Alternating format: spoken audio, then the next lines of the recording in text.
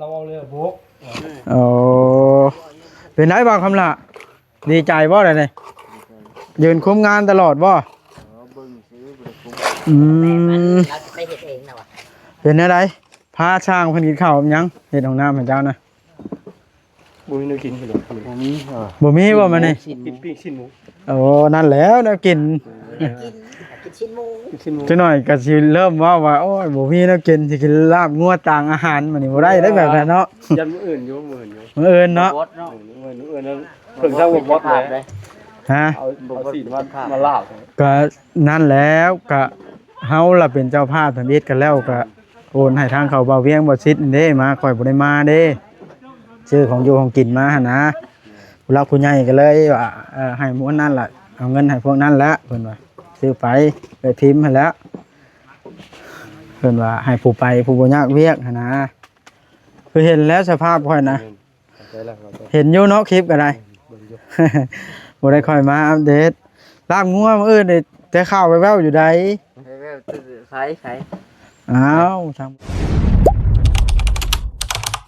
อย่าลืมกดติดตามเพื่อเป็นกำลังใจให้ผมด้วยนะครับทุกคนขอบคุณมากๆครับ ใส่หลอกพอ ปอดโตพี่น้องบ่ได้เข้ามา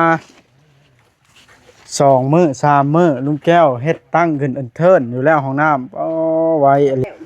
อ๋อสบายดีเด้อลุงเด้อ สบายดี เอาปิดตาสิแล้วมื้อใดอันนี้ บอกนี้เรื่องมื้อนี้แล้ว แม่ว่าเพิ่นแล้วเบิดนะเอิ้นเนาะ ก็ว่าให้มากันยาวๆแน่บ่ เบิ่งรีวิวเบิ่งรอบๆกันเด้อสำรวจเบิ่งก่อนเอาพี่น้องเฮาบ่ได้เข้ามาคุมงานเลยมีแต่พี่น้องหมู่คู่ YouTube คือกันละทายเนาะคักห้องน้ำพอดีกำลังงามอีหลีอันนี้2เมตรมุคูณ2เมตรโอ้นี่พี่น้องบอกกันยังสิไปก่อทางหน้าออกเฮ็ดชานมันนี่ลุงแก้วมาเอิ้นคาดว่าช่องเบิ่งได้บ่ทางในก็ได้ เขาเหยียบได้ เหยียบได้ ได้ โอ้ เอาเลย บ่ว่าดอกบ่เข้าดีกว่า มันเปลี่ยนเป็นทางหนาวเลยเสือมันแข็งแล้วเทลายเงี้ย เดี๋ยวเป็นหอยมาเช็ดอีก เอาบ่กำละไปเลาะบ่ได้บ่เห็นบ่ห้องน้ำนี่ดีใจแล้วบ่ไปเอามันมื้อนอนเมื่อกี้นะครับมันให้นะโอ้อันนั้นลุงแก้วไอ้ด้านหน้ามันนี่ยังไงเฮ็ดให้แบบของหมู่คือเจ้าเคยเฮ็ดแล้วพอแทนออกมาหั่นนะ โอ้เป็นยัง โดยเพราะว่าแห่ทรายเฮายังหลายเนาะ โอเคมีปูนจัดให้เลย ยังอยู่บ่ปูน เอาจนออกไปได้ยังเหลือที่2ตรงไหน เอาเด้อ เหลือเปล่านึงพอดีเลยเนาะ พอดีอยู่ที่ตัวทางหน้าแล้วขาดได้นะ เอาทั้งหน้านี่แล้ว ทางหน้าพอดีทางหน้ากับทางหน้าก็แล้วทางเทแล้ว พอ ตรงนี้เนาะ แม่นพอดีเลยซะ โอ้บ่เอาบ่ทางหน้า ทั้งหน้านะ ว่าเอาไว้อีก2ศพนี่สิให้ ข้างๆนี่บ่โอ้ยอย่ามัน มันพอแล้วสำนี้ก็ได้เจ้าบ่ได้ไปเอาหยังเพิ่มเติมบ่ ก็เอาแต่โทร เอาแต่ท่อ โดนหมักท่านเวียด โอ้ท่ออันนั้นน่ะบ่ โอ้นี่แหละโทรเตือน อ๋อข่อยลืมชื่อมาได้ลืมจดใส่มื้อนั้นเนาะ บ่ลืมบอกคือ แต่ลืมคิดยังบ่ได้จ่ายเงินเด้อเนาะ แม่น แล้วข่อยสิไปจ่าย ไปโทรหาเจ้าอยู่เด้อ โดยพวมไปเอาเลยบ่โทรนะพวมเจ้าไปเอาเลยบ่พวมหันโอ้ เอาเลย เข้าว่าจะซื้อเลยเอาเลย โดยเอาพี่น้องเลยได้คนงานมาใหม่บ่น่ะน้องแม็กบ่หลานแม่ทุท่า แม่น คุณผู้ชายช่องขยาวได้น้องแม็ก บ่มีบ่มีส่งขายาวเห็นเบี้ย ฮะ ตู้บริษัท ส่งบ่ได้ซักมีตัวเดียว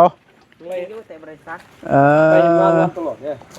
ก็เปื้อนแล้วแบบนี้ ช่วงหนึงก็เอาไปดำนานำเลย ช่วงหนึงเจ้าก็ไปทำนาบ่โอ้เป็นคนงานเจ้าโดยเฉพาะบัดนี้เนาะ ดำนาเลยแล้วดำนามาต่อเลยบ่อน น้องจ้อยผัดบ่เห็นกูมือนี่ไปทางใด โอ้เพิ่นข่าวเวียกเพิ่น โอ้มีเวียกต่างหากอีก เพิ่นเป็นผู้ใหญ่รักผู้ใหญ่แต่เป็นไปหาเงินด้วยตนเอง โอ้เพิ่นหูจักวิธีการหาเงินของเพิ่น เอาบ่ว่ากันเนาะ ว่ากัน เอาเพียงแต่ก้มตัวเอง แม่น ดีใจแล้วเนาะ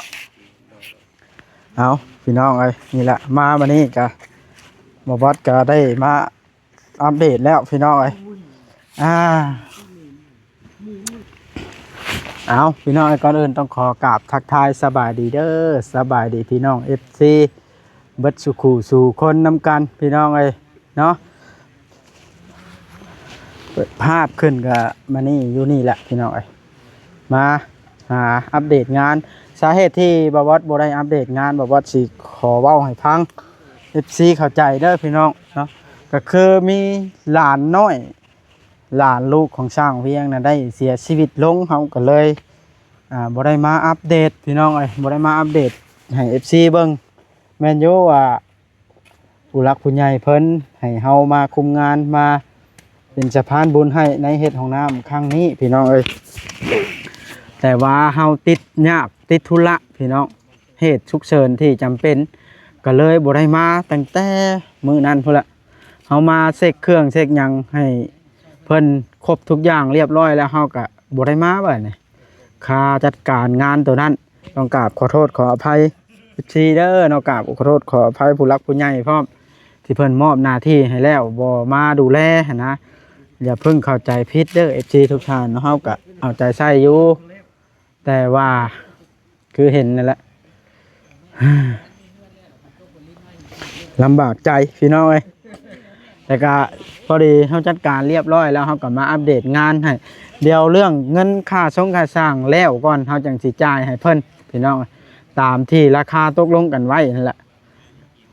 ถือว่าไว้ได้อนี่พี่น้องเอ้ยเมื่อบอสบ่ได้เข้ามาแค่2 มื้อตามนั้นแหละมื้อนั้นนะเข้ามาอยู่ตอนเช้าแต่เด็กเขาเข้ามานะมื้อนั้นนะและมาบัดนี้บัดแล้วบัดละจนตื่นพี่น้องเอ้ยก็ถือว่ากำลังดีพี่น้องของน้ำนี่แบบว่าสวยงามแบบว่ามันใหญ่พี่น้องเอ้ยไปเบิ่งน้ำกันพี่น้องเอ้ยอันเด้มันใหญ่พี่น้องเอ้ยบ่แม่นหยังดอกมันก็งามอันเด้แล้วเนาะ อันเด้บ่แล้วดอกมานี่ตัวนั้นกับบ่ทันจิกแล้วแต่โบกแล้วเนาะลุง แม่น หัววิทย์กับบ่ทันตั้งบ่ทันก่อ เราเอาเรือโบก โอ้เป็นไงบ้างคำล่ะดีใจบ่ได้นี่ยืนคุมงานตลอดบ่เราจะไปเฮ็ดเองนะวะ เป็นอะไรพาช่างเพิ่นกินข้าวหยังเฮ็ดห้องน้ำให้เจ้านะ บุ้ยนึกกินเหรอบ่มี บ่มีบ่มานี่ กินปิ้งชิ้นหมู โอ้นั่นแหล้วแนวกิน กินชิ้นหมู กินชิ้นหมู จักหน่อยก็สิเริ่มว่าโอ้ยบ่มีแนวกินสิกินลาบงัวต่างอาหารมื้อนี้บ่ได้ได้แบบนั้นเนาะ ยันมื้ออื่นอยู่มื้ออื่นอยู่ มื้ออื่นเนาะ บดเนาะ มื้ออื่นนั้นเพิ่งสร้างวงบอสเลย ฮะ เอาสีมาลาบ ก็นั่นแล้วก็เฮาล่ะเป็นเจ้าภาพทำอิฐกันแล้วก็โอนให้ทางเขาเบาเวียงบ่ซิดเด้มาข่อยบ่ได้มาเด้ชื่อของอยู่ของกินมาหั่นนะผู้รักผู้ใหญ่ก็เลยว่าให้หมู่นั้นล่ะเอาเงินให้พวกนั้นละเพิ่นว่าซื้อไปพิมพ์ให้แล้วเพิ่นว่าให้ผู้ไปผู้บ่ยากเวียกหั่นนะคือเห็นแล้วสภาพข่อยนะเห็นอยู่เนาะคลิปก็ได้ บ่ได้ค่อยมาอัปเดตลาบงัวมื้ออื่นนี่แต่ข้าวไปแว่วอยู่ใด ใส่ อ้าวทางบ่แซนเพิ่นคือว่าแจ้งข่าวแล้วว่ามื้ออื่นสิซื้อลาบงัวมาสู่กิน ค่าถึงเลขบ่ บ่แล้ว สังเกตเท่าไรว่าสังเกตว่าเท่าไรแหละ3%บ่ ฮะ 3% ว่าดอก 3% เยอะถึง มา เลข มา จักเรื่องไหนล่ะ 3% ถึงเลข6โตบ่ ถึงเลขก็ว่า เลข6ตัว 3% ฮะ มีเปอร์เซ็นต์ซื้อ โอ้ จำนวน50เท่าไหร่ 3%สังเกตว่า สร้างว่าแท้น่ะ ว่านะบังกล้องไปนี่แหละทาง ไหนเดี๋ยวไง นั่นมาปลากับตึง ก็ถือว่าไวลุงแก้วว่ายอมรับว่าไว ลูกแก้วนะ มื้อที่3บัดนี้เนาะ คือลูกแก้ว แม่นบ่ว่าน้องมื้อที่3เนาะเออ ได้บ่ได้ เป็นไดน้องแม็กแม่ตุ้ท่ามื้อนี่สบายดีบ่ ฮู้ แล้วก็ห้องแอลคือเก่าแล้วเนาะ ข่อยยำบ่เป็น บ่ได้บ่ จนว่ามันจะเสียเพิ่นตั้ง แต่เพื่อน ที่ยง ครั ละ บพี่น้องไอ้น้อง เอา แม็ก ปั่นจนว่ามันลุกมันโดนให้กระติก แห้งนั่นสลายก่อน มาแทนน้องจ้อย ปูนก็ เริ่ เริ่ ม ม จ้อยเพิ่นมีเวียกเฮ็ด ปูน ต่าง ก็ หากแล้ว เริ่มสิเบิดเลย ให้เราชี้ลองเบิ่งนี่ว่านี่ยังเสาแตกไปเลย เสาแตก มันไผน่ะ บ่สำนา ชี้บัดเดียวเสาลูกเบื้องนึง พ่อเป็นตาย่านได้เฮ้ย แข็งแท้กับหลาเจ้าน่ะ ฮะโอ้ยเสามันอ่อนโพดมันดอกเกิน ว่าเป็นตาย่านหลายกว่าเฮ้ยเนาะ ทางเล็กซี่เกิดเพิ่น เจ้า เอ่อ อยู่แห้งว่าสลัดปุดบีมงาบอยู่ มันดอกเนาะ ไผขึ้นวงในสร้างแป๊ะไปใช้บ่แล้วก็ได้ แปะโอ้ยแยกงานกันแล้ว แย่งานกันล่ะเพิ่นบ่ได้มาบ่งานนี่ คุณในบ้าน คือว่าเห็นเราแก้เครื่องมามื้อน่ะ มาส่งมื้อนี้บ่ได้มา โอ้เฮ็ดก็แย่งกันเฮ็ดโอ้เพราะว่าของช่ำนี้นึงเนาะคันช่างแป๊ะมาก็หลายคนตื่มก็แล้วไว้กว่านี้เนาะ เป็นเหตุงานนำบ่ส่งแน่ เอาเพื่อนประสงค์ทั้งนั้น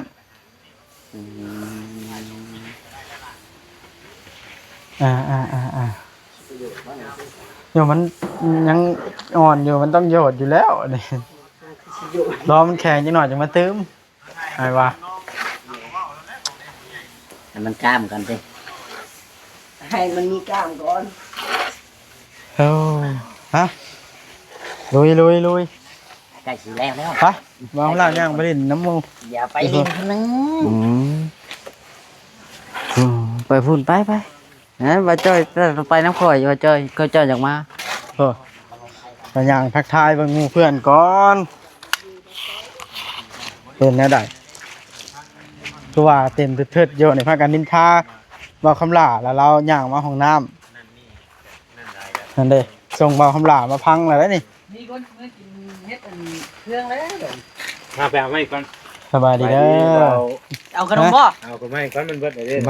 เจ๋งเลยไอ้ เอาขนมมาปั่นให้กินนะ เอาปั่นกันกินนี่แล้ว ปั่นข้อยกินดีกว่า แม่นสิไปเฮาเนี่ย เบาคำหล่าสิมันญาติว่าจิตก้อนเดียวนึงก็ได้หั่นน่ะพากันนินทาพากินนินทาเบาคำหล่าบ่นินทาเราเห็นยังอะน่ะ เราบ่เฮ็ดของน้ำซอยลุงแก้บ่าวด่านี่คือบ่เฮ็ดของน้ำซอยลุงแก้ บ่แซนเลี้ยงขนมเป็นชอบพ่อ กินไปได้ครึ่งนึง สาธุบ่แซนขอให้เจ้าหั่งเจ้ามีเด้อ เอาให้เบิดทุกอย่าง เราก็ว่าเอาไอ้นี่ให้กินแล้วละมาหลังนี่ได้เป็นนี้ แล้วก็เนาะ ขอให้ได้เป็นธง ได้เป็นทุกอย่าง โอ้ยบ่แซนขอให้เจ้าอยู่ดีมีแห้งเด้อให้เจ้าร่ำเจ้ารวยจากนี้ต่อไปบ่ให้เจ็บให้จนได้บ่แซนได้บาทนะน้ำหลาม่วนใช่ละมันยังพอแพทย์ให้ไผก้มหน้าจะสู้อยู่นี่ ตัวเจ้าบ่ปากน้ำ เลขสิออก6ตัวบ่เลข ก้ม เล ห ข น้า เด้อ จะสู้ เด้อ อย่างมามันแม่นบ่นี่เนาะ โอ้ย เนาะบ่บ่ ทักทายสบายดี FC นะกูฮะ สบายดีพี่น้อง โอ้ยเนาะว่าคำละ เลย เจ้าฮู้จักชื่อแล้วอยู่บ่นี่ชื่อแท้แล้วนะ ใช่แล้ว ฮะ เอาสีจันทร์ บ่ชื่อแท้ๆให้บ่าวคำละพังในบ่แซนชื่อแล้วนั่นเลย บ่สีดาไอ้เกี้ย บ่สีดา สีดา เอาแสดงว่าข่อยก็บ่ทันฮู้ได้บ่นี่ข่อยก็บ่ทันได้ฮู้ได้อฮะ สีดาเหรอ บ่สีดาบ่นี่นี่ บ่สีดา แม่รีบ่ สีจันสีจัน โอ้ เอาตะกี้ก็เฮียนเงินอยู่ไอ้ บ่าวนั้นข่อยว่า ตะกี้จะอยู่ห้องไหน ชื่อนั่นใดอัน เฮียนตะกี้น่ะ ชื่อนั่นใดอัน ไม่ได้ไปดินน้ำกันอยู่ไหน เมียเพิ่นน่ะ กันอยู่ไหนว่าน่ะ เมียบ่แพทย์ชื่อนั่นใดข่อยสิตั้งให้นี่ กินกับไผน่ะ บ่ บ่สีเลย บ่แซน เอ้าตาน้ำกว่า เมียบ่แพทย์ชื่อนั่นใด เดี๋ยวดูเงไปน้ำกันอยู่เนาะ โอ้ย เนาะ เว้าใส่ปากไผจังมันอลินี่ถามก็บ่มีไผเว้าเนาะ บ่ ชื่อเมียเพิ่นนั่นใดฮะ ชื่อเมีย ฮะ อ๋อน้องพร ไปเมีย เออ คือผู้ว่า น้องพรบ่สี่พรสี่พรชื่อเพิ่นน้องแม่นกสีจันทร์นะ ยาโลด ยาละสี่พรเนาะ ถึงละพรสี อ่า สีพร เออ ได้ ต้องโอนนะมันจะถึงหลักการสี่พรนะสี่เนาะ ยังใช่ไม่โทรบ่ได้ได้เนาะ บ่ได้ใช่แล้ว ใจไม่ทูมันออกก็ได้เนาะ สี่พรเด้อแพทย์เด้อ บ่เบิดเลยเฮ้ยอยากได้ไม่รู้ โอ้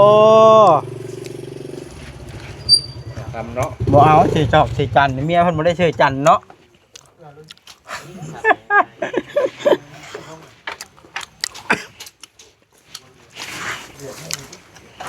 เฮ็ดได้หมู่มาฮอดแต่หึงแล้วบ่นี่เฮามาฮอดแล้วเปิดกล้องใส่หาก็เห็นได้นี่ จากประมาณชั่วโมง กินสมข้อยา ชั่วโมง พอดีจะมา เอา ถ่ายได้คลิปนึง อ่า ไปแล้วคำละ ใครเฮิร์นน่ะบ่จ้อย Channel บ่ แม่ลูกให้แล้ว อ้าวคือว่าเอาไปนอนแล้วบ่ทำลาลูกอ่ะ ตื่นแล้วว่า หึ มาแล้วแม่ ให้บ่ไปมาไม้ค่อยน่ะจะเอาไป ลูกไปน้ำเลยคำละไปโยนลูกน้ ขนมไปยั่วไว้ให้บ่าวสีพรกินเด้อ ำ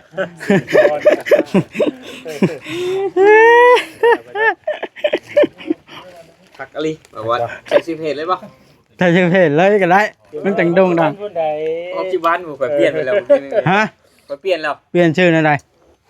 สีจันทร์ พอเพจแฟนเพจเนาะมาแซนมาแซนในน้ำข่อยก็เลยจัดเลย โอ้ยถือว่าแสนตัวอีกล่ะ คนเบัดหมู่มาให้บ่แทนผู้เดียวตัว มาหรอกตัวขอยก็บอก บอกด้วยว่าฝั่งนี้ เนาะ เอาอีกแล้ว ตัวบ่อยากจะบอกกับตัวจะอยู่อ่ะ บ่ได้บริตัว บอกถึงความบางดีป่ะ บอกด้วยว่าบางนี้มาแซนนะ ไปท่า ไอ้ ไป กิน ท่า มื้อนี้4ถุงเลยพอแพทย์เฮ็ด ว่าดอกมาแสนนะมา เดี๋ยวกันเนาะมาแซนเนาะ ไปอิ่มเด้อ มาแล้วแม่ทางนั้นมากินขนมก่อนนี่ เฮ้ยบอกคำได้กินเรามา มาทักทายกล้องกันดีกว่าบอกคำโอ้ย ผมมา หากะมาฮอดก็ได้ ให้เพิ่นให้เพิ่น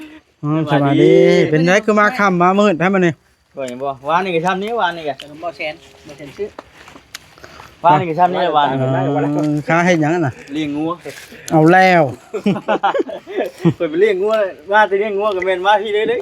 นุ่มนวดนี่กล้องหมู่เชียงนะ ฮะ นุ่มนวด จักมาลีกล้องกันเห็นอะไร เริ่มให้แล้วแบบนี้เนาะ เป็นจับกล้องมาแล้วเป็นแดดลี่ ซ้ำบ่าวจิตน้องบ่าวจิตก็ไปกันบ่ฮะ ถ่ายคลิปเพิ่นว่านะ เออมีแต่บ่าวสีพรผู้เดียว เพิ่นเรือนั่งยิ้มอยู่ ใช่แล้วข่อยนั่งกับมุกอยู่กะ โอ้แม่น พูดแล้วนี่ไปเข้าใจ เดี๋ยวบ่ ผู้ชายคน บ่าว ไม่ สี กิน พรน่ะผู้เดียวบ่าวแซนกับผู้เดียว เพราะว่าไฟมันกับผู้เดียวได้เบาลีกับผู้เดียวนี่นะ แล้วก็นี่ เห็นบ่ เหมือนนั่นได้ ให้ว่าชุดบ่ ยัง เห็นบ่ เอาพี่น้องเอ้ยกา ไปไว้ที่ห้องน้ำ ก็สิบ่มีหยังหลายคลิปนี้ก็ได้สิไปจบคลิปอยู่ห้องน้ำน้ำเบาคำกันเนาะเบาคำเจ้าบ่ได้อึ้งบ่ อึ้งแล้วผมมามื้อนี้ว่าสาบแล้ว โบกเรียบร้อย โบกว่า ต่อก็ถือว่ารวดเร็วทันใจอีหลีอันนี้ช่างแม็กนี่หากเห็นช่างแม็กออกงานน้ำมันนี่ได้นี่ ครั้งแรกของเพิ่น ครั้งแรกบ่นี่เป็นไงผ่านอยู่บ่โอเคอยู่เนาะโอเคมันดูอยู่แล้วน้องแม็กนะเห็นไปดำหน้าหาขี้ซีเนาะ นั่นแหละบอกเพิ่นเพิ่นก็ยันเพื่อนมันผ่านนะ โย่ต้องใช้ส่งขายาวแล้ว ตอบตรงๆเป็นอะไรคือบ่ใช่น้องแม็กแพงส่งบ่ ส่งบริษัท อันนั้นแล้วแพงส่งบ่หลายบ่หรือว่าจังใดนะครับ ผมบ่ได้ใส่อยู่ มาเอาล่าไปแบกน้ำ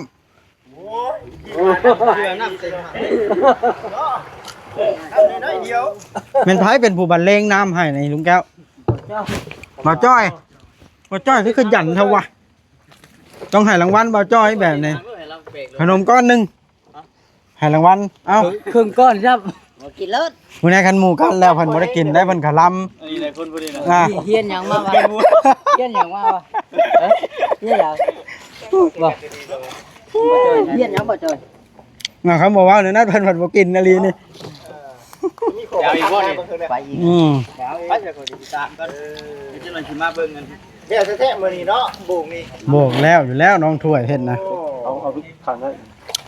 เอาบอกยอดพี่น้องเอ้ยนะเอาไปเอาเป็นลูกขันไป เสียทีแต่น้องแม็กอันนั้นเนาะใส่ส่งขาสั้นเนาะปูนกัดแข่งเพิ่นยังไงเนาะสิเอาเป็นทีมงานโดยเฉพาะบ่บาดนี้สิเอาเป็นทีมงานอย่างเป็นทางการบ่อันลุงแก้วคำเพิ่นรับไปแล้วแม่นเอาไปเนาะ ไป สิไปนำอยู่บ่ล่ะ โอ้เก่งเก่งเก่งต้องขยันแบบนี้แล้วจึงมีเงินใช้เนาะ แม่แม่ โทรศัพท์ก็อาจสิได้เฮ็ดงานไปเฮิงเก็บเงินเนาะแม่นเก็บเงินซื้อลิ้นผู้แซ่บผู้สาว สมัย ฮะมีแล้วน้องแม็ก มีพอเบิ่งอยู่ แสดงว่ามีแล้วบ่เด้อนี่ ว่ามีกะหรี่เพชรยังก็บ่ได้นะ รุ่นโบราณ พังแต่เพลง โอ้ลิ้นเพชรเฮาบ่ได้ไว้โทรเฉย โอ้คำว่าแบบนี้นี่ พอได้พังเพ ดิน ลง ชาวนี่บ่ทันเขาเด้ ๆโอ้ยบ่เห็นฮอดรูปมันก็บ่ได้แล้ว บ่ทันเขา แม่นแม่นเอามีน้องไอ้ก็สิประมาณนี้ละคลิปนี่เนาะถือว่ายืดยาวพอสมควรแล้วก็ถือว่าตามที่บ่าวบอสเว้าล่ะพี่น้องเอ้ยเฮาก็สิได้เข้ามาอัปเดตประจำบ้านนะจนแล้วห้องน้ำพุ่นล่ะ